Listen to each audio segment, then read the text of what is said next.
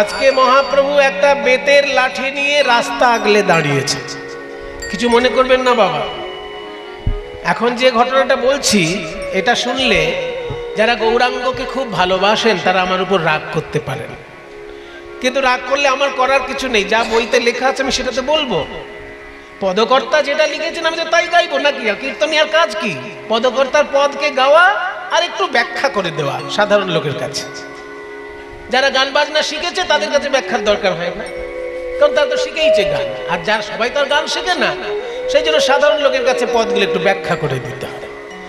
তাহলে পদকর্তা যেটা বলছেন আমাকে তো সেটাই বলতে হবে। পদকর্তা বলছেন, কিসের দান চাহে আমার গোরা দ্বিজমণি, বেত্র দিয়া আগুলিয়া রাখে তরুণী। মানে একটা বেতের লাঠি নিয়ে রাস্তা আগলে দাঁড়িয়েছেন মহাপ্রভু। আর নবদ্বীপবাসী যত রমণী যাচ্ছেন সেখান থেকে তাদের সকলকে বলছে, দাঁড়াও দাঁড়াও দাঁড়াও, আমাকে আগে কর দাও, তারপর এখান থেকে যাও। এবার নবদ্বীপের লোকের তো মাথায় হয়, নিমাই আবার কি ঢং শুরু করলো? নিমাই আমাদের মান সম্মান রেখেছে অনেকবার। নিমাইয়ের জন্য সারা পৃথিবীতে নবদ্বীপের নাম ছড়িয়ে পড়েছে। কি বলুন, পৃথিবীতে লোককে নবদ্বীপকে চেনে কেন? নিমাইয়ের জন্যই তো। তা নিমাই এমন কিছু কাজ করেছে নবদ্বীপে যে সারা পৃথিবীতে নবদ্বীপের নাম। কি কাজ করেছে? জগাই মাথাকে উদ্ধার করেছে, যে কাজী সাহেবকে দলন করেছে, তারপরে সারা ভারত বিজয়ী পণ্ডিত কেশব কাশ্মীরি এসে নবদ্বীপে পরাজিত হয়েছে। এটা চিন্তা করা যায়? সারা ভারতের যে বড় পণ্ডিত সেই যুগে কেশব কাশ্মীরি, তিনি নবদ্বীপে এসে নিমাইয়ের কাছে পরাজিত। তাহলে এত বড় বড় ঘটনা ঘটিয়েছে নিমাই, সেগুলো ভালো জিনিস। কিন্তু আজকে লাঠি সোটা নিয়ে পয়সা আদায় করতে রাস্তায় নেমেছে, এটা তো ঠিক মেনে নেওয়া যাচ্ছে না। লাঠি নিয়ে পয়সা আদায় করে কারা? যারা ভালো কাজ করতে শেখেনি, তারাই তো লাঠি সোটা নিয়ে পয়সা আদায় করতে, নাকি? কি বলেন আপনারা? যারা একটা ভালো চাকরি করে তারা লাঠি নিয়ে পয়সা আদায় করতে নামবে? যে একটা ভালো বিজনেস করে সে লাঠি নিয়ে পয়সা আদায় করতে নামবে? যার কোনো কাজকর্ম নেই, কিছু ভালো কাজ করতে পারে না, সে লাঠি নিয়ে রাস্তায় পয়সা আদায় করতে নামে। তো নিমাই, তুমি তো ভদ্রলোকের ছেলে, তোমার বাবা জগন্নাথ মিশ্র, সারা নবদ্বীপের লোক তোমাকে, তোমার বাবাকে সম্মান করত, আর তুমি সেই ভদ্রলোকের ছেলে হয়ে আজকে লাঠি সোটা নিয়ে কেন তুমি কর আদায় করতে নেমেছো? তোমাকে কর দেব কোন দুঃখে, সেইটা আগে বলো। আমরা নবদ্বীপের লোক কর কাকে দেব? যাকে তাকে তো কর দেবেন না। আমি যদি আপনাদের কাছে গিয়ে বলি ইনকাম ট্যাক্স আমাকে দিন, আমাকে দেবেন? হ্যাঁ মশাই, ইনকাম ট্যাক্স আপনাকে দিতে যাবো কোন দুঃখে? ইনকাম ট্যাক্স জমা দেবো অনলাইনে, তাই না? অনলাইনে ইনকাম ট্যাক্স জমা দেওয়া যায়, কিংবা ইনকাম ট্যাক্সে যারা কাজ করে তাদেরকে হিসেব নিকেশ করে ইনকাম ট্যাক্স দিতে হয়। যে সে চাইলে তাকে দেবো কেন? তো নবদ্বীপের লোক ট্যাক্স দেয় কাকে? নবদ্বীপের কাজী সাহেবকে। সে তখনকার দিনে ছিল মুসলমানি সমাজ ব্যবস্থা, সারা বাংলা তখন নবাব শাসন করতেন, এবং নবাবের আন্ডারে যারা এক একটা জায়গায় শাসন করত তারা ট্যাক্স কালেকশন করে এনে নবাবকে জমা দিত। তা কাজী সাহেবদের দায়িত্ব ছিল বিচার করে দেওয়া এবং ট্যাক্স কালেকশনের দিকটা দেখা। তাহলে নবদ্বীপের যিনি কাজী সাহেব, তাকে আমরা ট্যাক্স জমা দেবো, তোমাকে দেব কোন দুঃখে?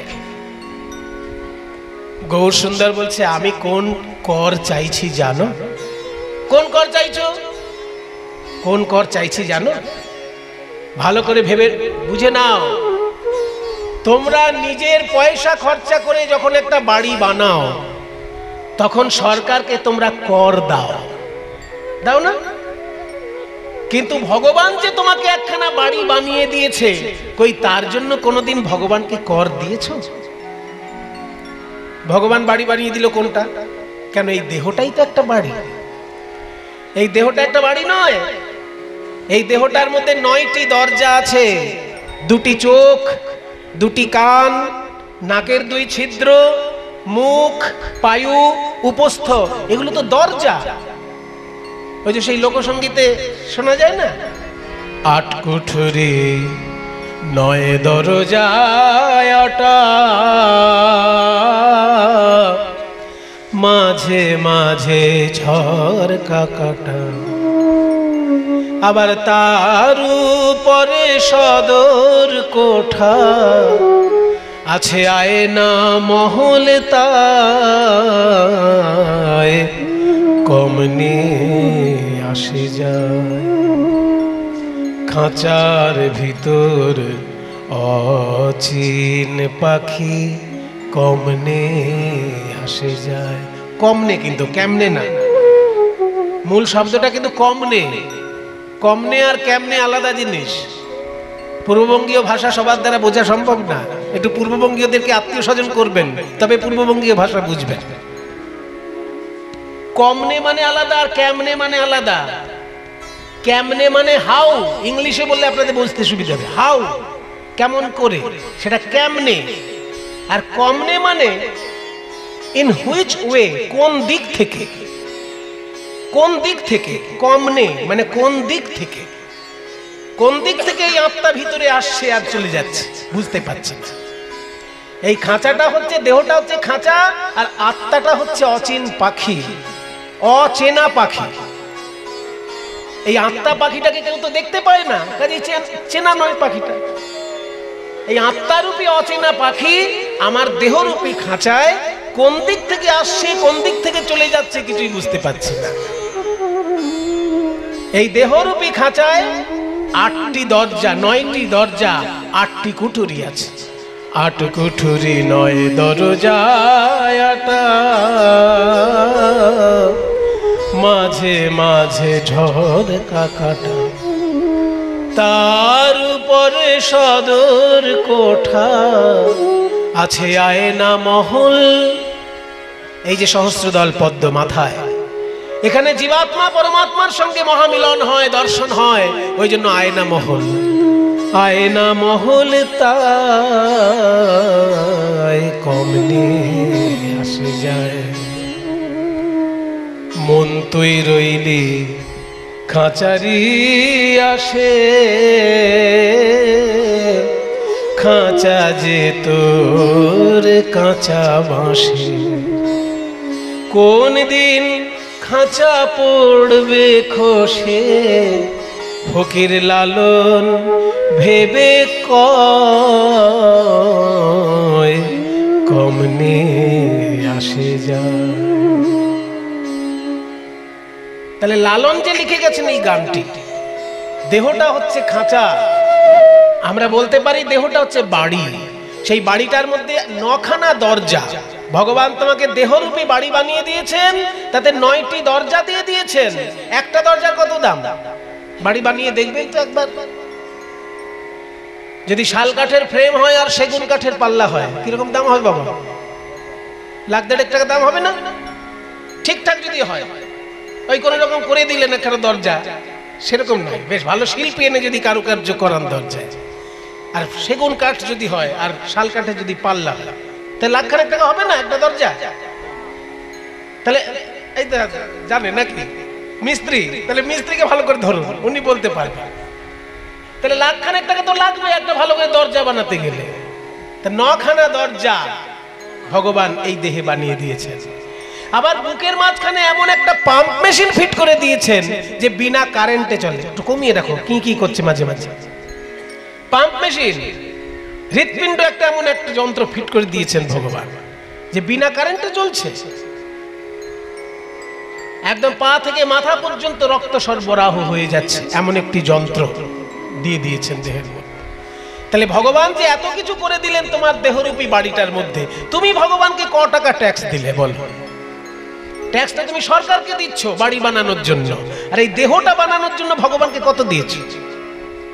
বলে না, তা তো দিইনি। ওই জন্যই তো লাঠি নিয়ে নেমেছেন মহাপ্রভু। দেহদান দেহদান, আমায় দেহদান দেহদান। তা বলো নিমাই, তুমি যখন বুঝিয়েই দিলে দেহটা বাড়ি, শুধু বাড়ি নয়, চলন্ত বাড়ি। যে বাড়ি তুমি গ্রামে বানাচ্ছ সেই বাড়ি শহরে থাকবে? শহরে আলাদা বাড়ি বানাতে হবে। গ্রামের বাড়ি বয়ে নিয়ে যেতে পারবে না শহরে, কিন্তু দেহ বাড়িটা তুমি গ্রাম থেকে শহরে বয়ে নিয়ে চলে যাচ্ছ। তাহলে চলন্ত বাড়ি বানিয়ে দিয়েছে ভগবান, তুমি তাকে কিছুই ট্যাক্স দিলে না। এই যে বুড়ো আঙুল, ট্যাক্স তো দিলে না ভগবানকে। বলে তাহলে কত টাকা ট্যাক্স লাগবে? কত টাকা? টাকা দিয়ে ভগবানকে ট্যাক্স দেবে? বাংলাদেশের টাকা ভারতে চলে না, ভারতের টাকা পাকিস্তানে চলে না, আর এই পৃথিবীর টাকা গোলকে চলবে? এই সব দেশগুলোর মধ্যেই টাকা চলে না, এক দেশের টাকা আর এক দেশে। আর তোমার এই দেশের টাকা ওই দেশে চলবে? তাহলে টাকা দিয়ে ট্যাক্স দেওয়া যাবে না? না, যাবে না। আগে শোনো, তুমি কত জন্মে ফাঁকি দিয়েছো। এই যে তুমি মনুষ্য দেহ ধারণ করেছো, এর আগে পশু দেহ ছিল, তার আগে পাখি দেহ ছিল, তার আগে পোকা মাকড় গিয়ে গাছপালা দেহ তো কতবার তো ধারণ করেছো, প্রত্যেকবারই ফাঁকি দিয়েছো ভগবানকে। তাহলে 84 লক্ষ বার জন্ম, 84 লক্ষ বার মৃত্যু যদি হয়, তাহলে 84 লক্ষ বার ফাঁকি দিয়েছো ভগবানকে। টোটাল টাকা কত হয় আগে হিসেব করো। বলি ওরে বাপরে, তো সাংঘাতিক ঝামেলায় পড়লাম। হ্যাঁ, তুমি যতবার জন্ম নিয়েছো ততবারই তো দেহ পেয়েছো ভগবানের কাছে, ট্যাক্স দাওনি কোনোবারই। তাহলে সারা জীবনের 84 লক্ষ জন্ম মৃত্যু, এই 84 লক্ষ বার ফাঁকি দিয়েছো, সেটা এই জন্মে একবারে শেষ হয়ে যাবে? কি করব, কি করবে সেটা বলো, জিজ্ঞাসা করো, উত্তর দিচ্ছি। শোনো, ট্যাক্স ফাঁকি দিতে দিতে যখন আর ট্যাক্স দেওয়ার ক্ষমতা থাকে না মানুষের, তখন ভগবান তখন সরকার সেই বাড়িটা কেড়ে নেয়। মনে করুন একটা বাড়ির ট্যাক্স ফাঁকি দিয়েছে, এত টাকা হয়ে গেছে ট্যাক্স, যে বাড়িটা বিক্রি করলে হবে 5 লাখ টাকা আর ট্যাক্স দিতে হবে 10 লাখ টাকা। তখন সরকার চিঠি পাঠিয়ে দিল, হয় বাড়ি ছাড়ো নয় ট্যাক্স মিটাও। ট্যাক্স দিতে গেলে 10 লাখ টাকা দিতে হবে, আর বাড়ি বিক্রি করলে 5 লাখ পাবে। তাহলে মানুষ কি করবে তখন? বলে কে বাবা 10 লাখ দিতে যায়, বাড়িটাই ছেড়ে দাও। ওই জন্যই তো গৌরহরি বলছে বাড়িটাই ছেড়ে দাও, আমাকে দেহ দান, দেহ দান, আমায় দেহ দান, দেহ দান, তোমাদের দেহ আমায় করো দান, দেহ দান, দেহ দান, তোমাদের দেহ আমায় করো দান, দেহ দান, দেহ দান, দান দেহ দান দেহ, বলি গোরা ডাকে গো। ওই দান দেহ দান, দেহ দান, দেহ দান, দেহ, বলি গোরা ডাকে গো। আর নদিয়া রণিগণ পড়িল বিপাকে, আহারে নদিয়ার রমণী গণ পড়িল বিপাকে। যে কটা যুক্তি দেওয়া হলো একটাও খণ্ডন করতে পারবে কেউ? বলুন। বাড়ি বানালে আমরা সরকারকে ট্যাক্স দিই, তখন হাত কাঁপে না, কিন্তু ভগবান আমাকে বাড়ি বানিয়ে দিয়েছে, তাকে আমি কোনো ট্যাক্সই দিলাম না। এবং শুধু এই জন্মে ফাঁকি দিয়েছি তা নয়, আগের জন্মেও ফাঁকি দিয়েছি। আগে কত লক্ষ জন্ম হয়েছে? শাস্ত্র বলছে 84 লক্ষ জন্ম। তাহলে 84 লক্ষ বার ফাঁকি দিয়েছি। এত জন্ম আমি ফাঁকি দিতে দিতে আজ এইখানে যে এসে দাঁড়িয়েছি, কত টাকা দেবো ট্যাক্স? ট্যাক্স টাকা দিয়ে মেটানো যাবে না, তাই বাড়িটাই ছেড়ে দিতে হবে, দেহটাই দিয়ে দিতে হবে ভগবানকে। নবদ্বীপের লোক বলছে, নিমাই তুমি আসলে ন্যায় দর্শনের ছাত্র। তো ন্যায় দর্শন মানে যুক্তি তর্কের শাস্ত্র। তুমি এমন যুক্তি খাড়া করেছো যে আমাদের আর কোনো উত্তরই আসছে না মুখে। নিমাই, কর আমরা দেব, কর রূপে দেহটাই দেব, কিন্তু আমরা কি জানতে পারি যে আমাদের দেহটা তুমি নিলে দেহটা কি কাজে লাগবে? বলে হ্যাঁ, সে তো নিশ্চয়ই জানতে পারে। সরকার যদি কারোর বাড়ি কেড়ে নেয়, তাহলে সে 2 দিন পরে এসে দেখতে পারবে না তার বাড়িটা কি কাজে লাগলো? হয়তো দেখা যাবে বাড়িটাকে একটা স্কুল করে দিয়েছে, কিংবা বাড়িটাকে একটা হাসপাতাল বানিয়ে দিয়েছে। কোনো জনকল্যাণমূলক কাজেই তো বাড়িটা লাগাবে সরকার। যদি কারোর বাড়ি কেড়ে নেয়, পার্টি অফিস তো করবে না, নাকি পার্টি অফিস করবে? বলাও যায় না কোত্থেকে কি হয়েছে। কিন্তু উচিত জনকল্যাণমূলক কাজে লাগানো। কারোর বাড়ি কেড়ে নিয়ে পার্টি অফিস বানানো উচিত না, অন্তত গণতন্ত্রের নিয়মটা তাই। যদি সত্যিই কারোর বাড়ি কেড়ে নিতে হয়, ট্যাক্স দিতে পারেনি বলে সেই বাড়িটা হয় স্কুল হবে, না হলে হাসপাতাল হবে, নাকি? নাহলে সরকারি কোনো অফিস তৈরি হবে, সরকারের জনগণের কাজে লাগবে সেই রকম কোনো বাড়ি তৈরি হবে। সেটা স্কুল হতে পারে, হাসপাতাল হতে পারে, সরকারি অফিস হতে পারে। তাই আমার বাড়িটা নিয়ে তুমি কি করবে সেটা আমি দেখবো না? গৌর সুন্দর বলছেন, তোমাদের দেহ যদি আমায় দাও তাহলে আমি কি করব জানো? সবাই দেখে নিও, মিলিয়ে নিও, আমি তোমাদের দেহ নিয়ে কি করব জানো? এখানে আবার সেই রূপ গোস্বামীর শ্লোকে আসতে হবে। রূপ গোস্বামী একটা সুন্দর শ্লোক লিখেছে, তুণ্ডে তাণ্ডবিনিরতিং বিতনুতে তুণ্ডাবলি লব্ধয়ে कर्णक्रोडे कडम्बिनी घटयते कर्णार्बुदेभ्यः स्पृहां चेतो प्रांगण संगिनी विजयते सर्वेन्द्रियाणां कृतिं नो जाने जनिता कियद्भिरमृतैः कृष्णेति वर्णद्वै कृष्ण कृष्ण कृष्ण এই দুটি অক্ষরে এত মধু ঢালায় আছে। তুণ্ডে তাণ্ডবিনী, তুণ্ড মানে জিহ্বা, আমার জিহ্বা যখন প্রথম কৃষ্ণ নাম উচ্চারণ করলো যেন তাণ্ডব নৃত্য শুরু করলো। আরো জিহ্বা চাই, আরো জিহ্বা চাই, একটা জিহ্বায় কৃষ্ণ নাম বলে আশা মিটছে না, আরো জিহ্বা চাই।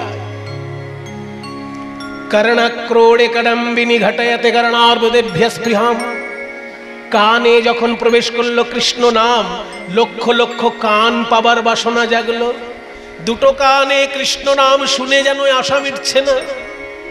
তারপরে চেতো প্রাঙ্গণ সঙ্গিনী বিজয়তে সর্বেন্দ্রিয়াণাম কৃতিম, চিত্ত প্রাঙ্গণে প্রবেশ করলো যখন কৃষ্ণ নাম, সর্ব অঙ্গ আমার কৃষ্ণময় হয়ে গেল। না জানি কৃষ্ণ নামে দুটি অক্ষরে কত মধু ঢালাই আছে। একটা জিহ্বায় বলে আশা মেটে না, দুটো কানে শুনে আশা মেটে না। তাই তোমাদের দেহগুলো যদি আমায় দাও, তোমাদের দেহগুলো তখন আমার দেহ হয়ে যাবে। তোমাদের জিহ্বা নিয়ে তখন আমি নাম গাইব, তখন আমি নাম গাইব, আমি নাম গাইব, তখন আমি নাম গাইব। তোমাদের জিহ্বা নিয়ে আমি নাম গাইব, তোমাদের ওই জিহ্বা দিয়ে আমি নাম গাইব। আমি নাম শুনব, তখন আমি নাম শুনব, আমি নাম শুনব, তখন আমি নাম শুনব। তোমাদের কর্ণ দিয়ে তখন আমি নাম শুনব, তোমাদের কর্ণ দিয়ে তোমাদের হৃদয় মন্দিরে বসে, তোমাদের হৃদয় মন্দিরে বসে, তোমাদের ওই কর্ণ দিয়ে হৃদয় মন্দিরে বসে, তোমাদের ওই কর্ণ দিয়ে ওই হৃদয় মন্দিরে বসে, তোমাদের ওই কর্ণ দিয়ে হৃদয় মন্দিরে বসে, তোমাদের ওই কর্ণ দিয়ে হৃদয় মন্দিরে বসে, তখন আমি নাম শুনব। তোমাদের দেহগুলো যদি আমায় দাও, তোমাদের দেহ তখন আমার দেহ, তোমাদের জিহ্বা তখন আমার জিহ্বা, তোমাদের কর্ণ তখন আমার কর্ণ, তোমাদের জিহ্বা দিয়ে তখন আমি কৃষ্ণ নাম শুনব, তোমাদের কর্ণ দিয়ে আমি নাম শুনব, তোমাদের জিহ্বা দিয়ে আমি নাম গাইব। বাহ! আর পুণ্য যদি কিছু থাকে সেটা তোমরা পেয়ে যাবে। কৃষ্ণ নাম গাইলে বা শুনলে যে পুণ্য হয়, সেই পুণ্যটা তোমরা পাবে। শুধু দেহটা আমাকে দাও, নাম আমি গাইবো আর শুনবো। কি কথা গো! নিমাই বলে কি?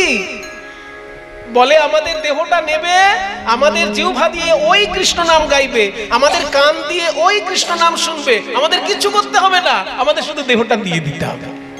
আবার বলছে পুণ্য যদি কিছু হয় সেটা আমরাই পেয়ে যাব। মনে করুন মায়েরা, কারোর 2 বিঘে জমি আছে, কিন্তু তার চাষ করতে ভালো লাগে না। আর একজন বড় চাষি, তার জমি নেই কিন্তু চাষ করতে ভালো লাগে। সে তখন ওই যার 2 বিঘে জমি আছে তাকে গিয়ে বলছে, ভাই আমি চাষ না করে থাকতে পারি না, চাষ না করলে আমার ভাত হজম হয় না, তো তোমার ওই 2 বিঘে জমি আমি চাষ করে দিই। শোনো শোনো, ফসল যা হবে তুমিই নিয়ে নেবে, আমার ফসল দরকার নেই, আমি আসলে চাষ না করে থাকতে পারি না, সেই জন্য চাষ করতে ভালোবাসি, ওই জন্য চাষটা করতে চাইছি, ফসল তুমিই নাও। তো এরকম যদি কেউ সুযোগ দেয়, কেউ ছাড়ে বাবা? গৌর সুন্দর বলছেন যে দেহ তোমাদের, কিন্তু পুণ্যও তোমাদের থাকবে, শুধু আমাকে মাঝখানে একটু জিহ্বাটা দাও, হরিনাম গাইবো, কানগুলো দাও, হরিনাম শুনবো, পুণ্য তোমাদের, ফল তোমাদের। তখন সমস্ত নদিয়াবাসী বলছে, আমরা হাত তুলে স্বীকার করছি নিমাই, তোমাকে আমরা দেহ দান করব। কি মায়েরা করবেন তো গৌর সুন্দরকে দেহ দান? গৌর সুন্দর আপনাদের কাছে দেহ চাইছে। যেসব মায়েরা গৌর সুন্দরকে দেহ দিতে চান, একবার উলুধ্বনি দিন দেখি। বাহ, খুব ভালো। আসলে আপনারা বুঝে গেছেন কথাটা কি বললাম। মহাপ্রভু বলছেন এই দেহ যদি তিনি নেন, আপনাদের জিহ্বা দিয়ে উনিই কৃষ্ণ নাম গাইবেন, আপনাদের কর্ণ দিয়ে উনিই কৃষ্ণ নাম শুনবেন, আর পুণ্য যেটা হবে সেটা আপনাদের কি দিয়ে দেবেন। বাহ, উলুধ্বনি খুব সুন্দর দিয়েছেন। বাবা আপনারা কি করবেন? বাবাদের কি ইচ্ছা? মহাপ্রভু বলছেন দেহ দাও, আমি নাম গাইবো, পুণ্য তোমাদের। তাহলে বাবারা দেবেন তো? একবার হাত তুলে হরি বল বলুন দেখি। খুব সুন্দর, সবাই মিলে সমর্থন জানিয়ে দিয়েছে নবদ্বীপবাসী। নিমাই, আমাদের দেহ তুমি নাও, তুমি গান করো, পুণ্য আমাদের পাই বা না পাই, এই দেহ আমরা তোমাকে দিচ্ছি। তাহলে দেহটা দেবার উপায়টা কি সেটাও বলে দিই। গৌরাঙ্গ মহাপ্রভুকে দেহ দান করার 2টো উপায় আছে, একটা কঠিন, একটা সরল। কঠিন কোনটা? না, যারা সর্বস্ব ত্যাগ করে, গৃহত্যাগ করে বাবাজি হয়ে গিয়ে গৌরাঙ্গ মহাপ্রভুর জন্য জীবনটা উৎসর্গ করে দিয়েছে। যেমন রূপ গোস্বামী সারা বাংলার অর্থমন্ত্রী ছিলেন, সনাতন গোস্বামী সারা বাংলার প্রধানমন্ত্রী ছিলেন। তারা মন্ত্রিত্ব ত্যাগ করে গৌর সুন্দরের চরণে আত্মসমর্পণ করে দিয়েছেন, পিছন ফিরে তাকাননি। গৌর সুন্দরকে যেদিন ভালোবেসেছেন সেদিনই গৃহত্যাগ করে গৌর সুন্দরের চরণে চলে গেছেন। এটা একটা পদ্ধতি, তবে কঠিন পদ্ধতি, সবার জন্য এটা সম্ভব না। সংসারী লোকের জন্য সাধারণ সহজ একটা পথ আছে। কি পথ সেটা? না, যেখানেই কীর্তন গান হবে, যেখানেই ভাগবত পাঠ হবে, গীতা পাঠ হবে, চুপটি করে বসে যেতে হবে, চোখ বন্ধ করে একবার মহাপ্রভুকে বলতে হবে, গৌর হরি, এই যে কীর্তনের আসরে আমি বসেছি, আমি কীর্তনের কিছু বুঝি না। শুনেছি কীর্তন গানে অনেক বড় বড় তাল আছে, দশকুশি, তিয়ট, একতালি, দাসপেরে, এইসব অনেক কঠিন কঠিন তালের গান আছে, কিন্তু আমি তো ওগুলো কিছু বুঝি না। প্রভু, আমার এই দেহটা কীর্তনের আসরে বসেছে, আমার এই দেহটা নিয়ে তুমি কীর্তন শ্রবণ করো। এইটা যদি কোনো শ্রোতা বলতে পারে বাবা, তাহলে তার কিন্তু দেহ দান হয়ে গেল গৌর চরণে। ঠিক একইভাবে কোনো কীর্তন গায়ক যদি বলতে পারে, হে প্রভু, কীর্তন গান আমি কি করব? কীর্তন গান করেছেন তো সুখদেব গোস্বামী, কারণ মাতৃগর্ভে তিনি 16টা বছর ধরে মাতৃগর্ভে বাস করে বেদব্যাসের ভাগবত শুনতে শুনতে মুখস্থ করেছেন, আর মাতৃগর্ভ থেকে বেরিয়ে সেই মুখস্থ ভাগবত মানুষকে বলতে শুরু করেছেন। তাহলে সে কীর্তন গাইবে না আমি কীর্তন গাইব? কাজে কীর্তন তো গাইবেন নারদ মুনি, কীর্তন তো গাইবেন সুখদেব গোস্বামী, আমি তো তাদের নখের যোগ্য নই, আমি কি কীর্তন গাইব প্রভু? তাই এই আসরে যখন মানুষে দাঁড় করিয়েছে, আমি দাঁড়িয়ে পড়েছি, কিন্তু তোমার কীর্তন তুমিই গাও গৌর হরি।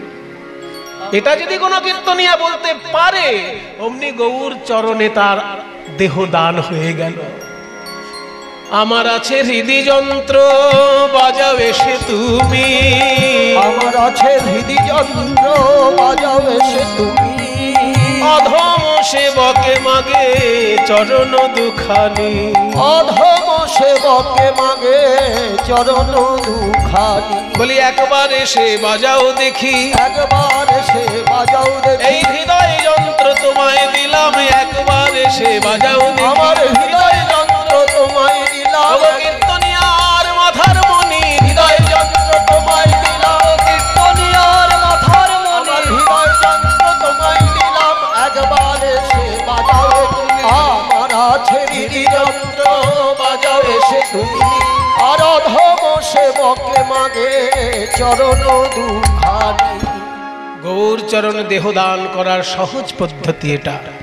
যখনই কীর্তন গাইবেন ভাববেন আমি গায়ক নই, আমার কোটি জন্মের সৌভাগ্য, তাই গায়কের আসনে আমায় লোকে বসিয়ে দিয়েছে, আমি গায়ক নই। আসল গায়ক তো ছিলেন সুখদেব গোস্বামী, বেদব্যাসের ছেলে। আসল গায়ক তো নারদ মুনি, যে সারাক্ষণ বিনা নিয়ে ভগবানের গান গাইছে। আমরা তাদের নখের যোগ্য নই, আমরা কিছুই নই তাদের তুলনায়। কি কীর্তন গাইব? এটা ভাবলেই গৌর চরণে দেহদান হয়ে গেল। ঠিক তেমনি শ্রোতাকেও ভাবতে হবে যে কীর্তনের আমি কিছু জানি না, কিন্তু বসতে পেরেছি শ্রোতার আসনে, এই আমার বহু জন্মের ভাগ্য ভালো। তাই হে গৌর হরি, আমার হৃদয় আলো করে তুমিই তোমার কীর্তন শ্রবণ করো। এটা বলতে পারলেই শ্রোতারও দেহদান হয়ে যায়। আমরা সবাই তোমার চরণে দেহদান করলাম নিমাই। তখন পাশ থেকে বাসুদেব ঘোষ বলছে, আচ্ছা একটা কথা বলবো, বলো। তুমি তো অন্য উপায়েও তত্ত্ব শিক্ষা দিতে পারতে, আজকে কর আদায় করার ছলনায় কেন তত্ত্ব শিক্ষা দিলে? গৌর সুন্দর বলছে, বুঝলে না, যখন কৃষ্ণ লীলায় আমি কৃষ্ণ ছিলাম, তখন কর আদায় করার ছলনায় গোপীদের সঙ্গে আমি রসিকতা করেছিলাম। সেই লীলা আজকে আমার মনে পড়েছে, তাই আমি আজকে কর আদায় করার ছলনায় কলিযুগকে তত্ত্ব শিক্ষা দিলাম, কলিযুগকে ভক্তি শিক্ষা দিলাম। কৃষ্ণ অবতারে আমি এইভাবে সাধিয়াছি দান। কৃষ্ণ অবতারে আমি, কৃষ্ণ অবতারে আমি এইভাবে সাজিয়াছি দান। সে ভাব পর মনে বাসু ঘোষে গান রে, সে ভাব মনে বাসু ঘোষে রে,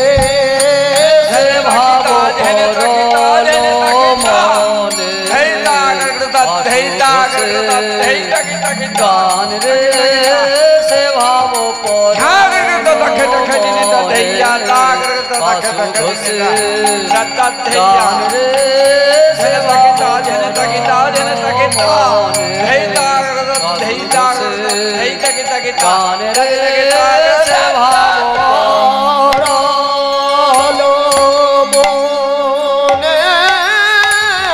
বাসু ঘোষে গান রে, সে ভাব পর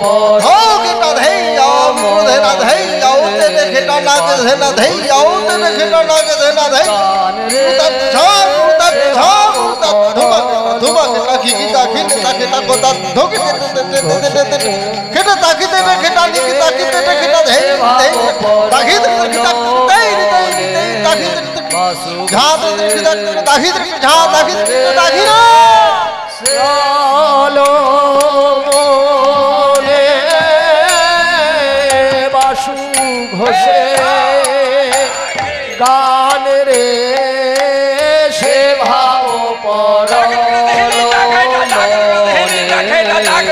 বাসু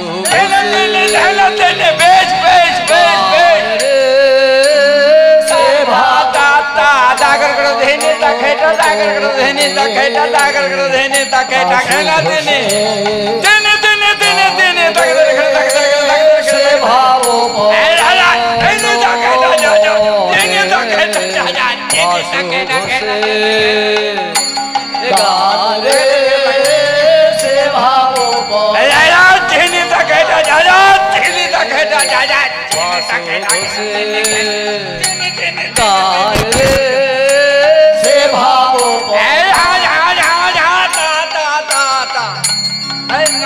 ঘোষে গান রে সে ভাব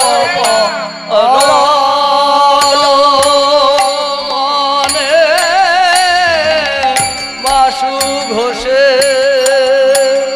গান রে সে ভাব धन धन नाग धन धन नाग धन धन दाधी धन नाग धन धन नाग धन धन झाद देखता धन दाधी झनंदन तखता दाधी धन खता झनंदन तखता दाधी धन खता दाधी झा दाधी झा दाधी झा से भाव झा खता दाधी खता दाधी खता दाधी खता दाधी खता दाधी से भाव नाग धन धन नाग धन धन दागी नाग नाग धन धन नाग धन नाग नाग धन घेना तीन ताकि ता तीन घेना ताकि दागी दा दागी झा दागी झा दागी दागी झा दागी झा दागी ना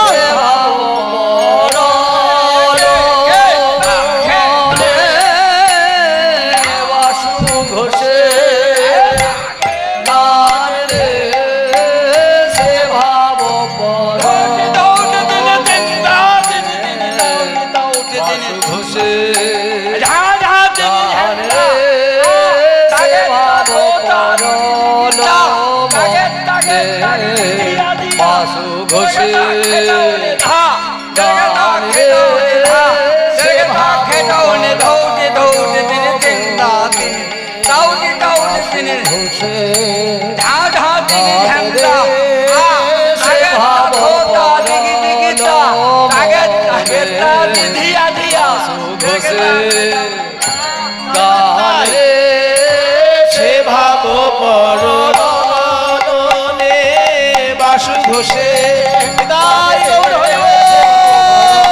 মনে বাসু ঘোষে গান রে সে ভাব পরন মনে বাসু ঘোষে গান রে সে ভাব পরন মনে বাসু ঘোষে গান রে সে ভাব পরন বেশ বাসু ঘোষে গান রে সে ভাব পরন মনে ঘোষে গান রে সে ভাব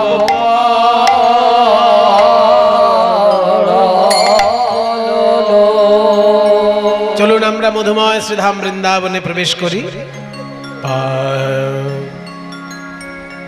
যমুনা তীর চলো মন গঙ্গা যমুনা তীর যমুনা তীর যমুনা তীর গঙ্গা যমুনা তীর চলো মন গঙ্গা যমুনা তীর চলো মন যমুনা তীর যমুনা তীর যমুনা তীর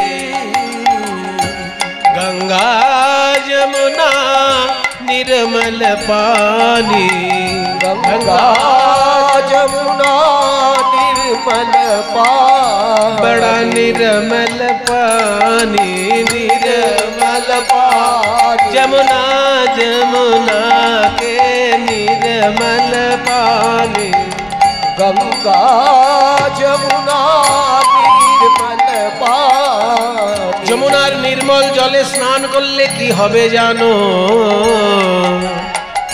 ত্রিতাপ জ্বালা দূর হয়ে যাবে শীতল শীতল होत शरीर चलो मन गंगा जमुना चलो गंगा जमुना जमुना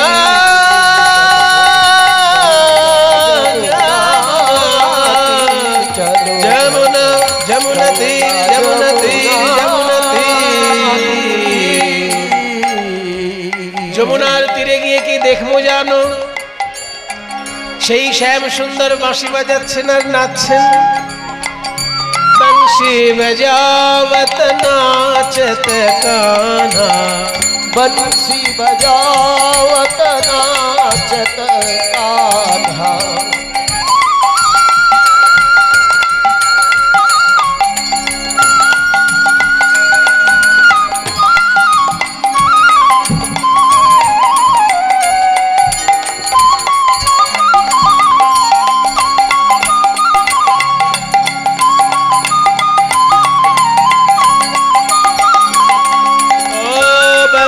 बजावत नाचत कान्हा, बंसी बजावत नाचत कान्हा।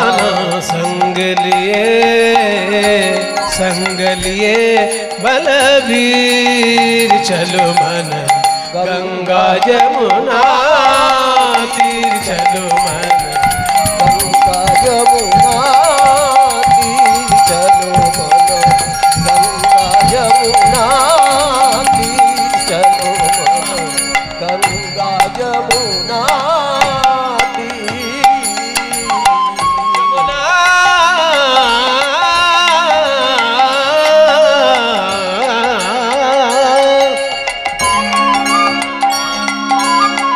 যে ভগবান বাঁশি বাজাচ্ছেন আর নাচছেন তাকে দেখতে কেমন?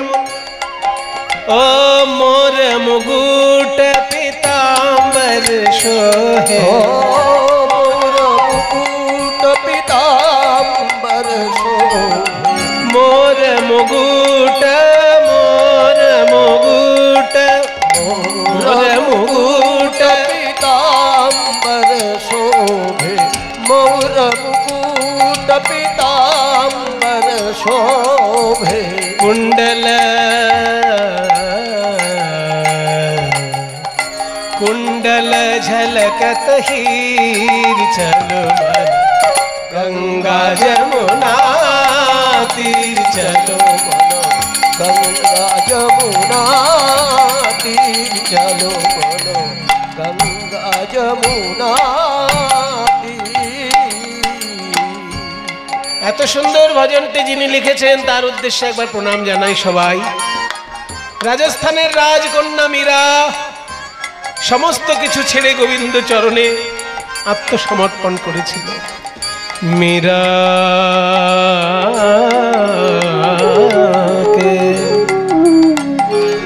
ও मीरा के प्रभु गिरधर नागर, ओ मीरा के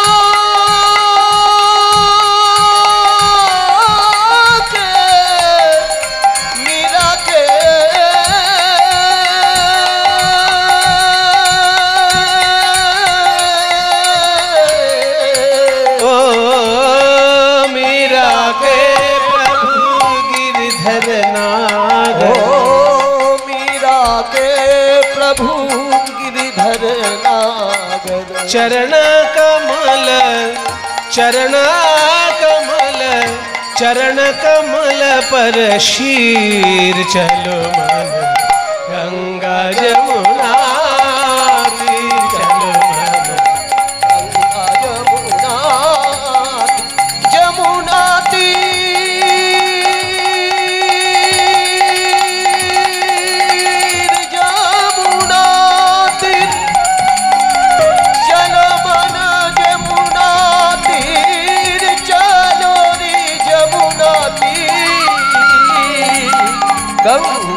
जमुना तीर चलो मन गंगा जमुना गंगा जमुना गंगा जमुना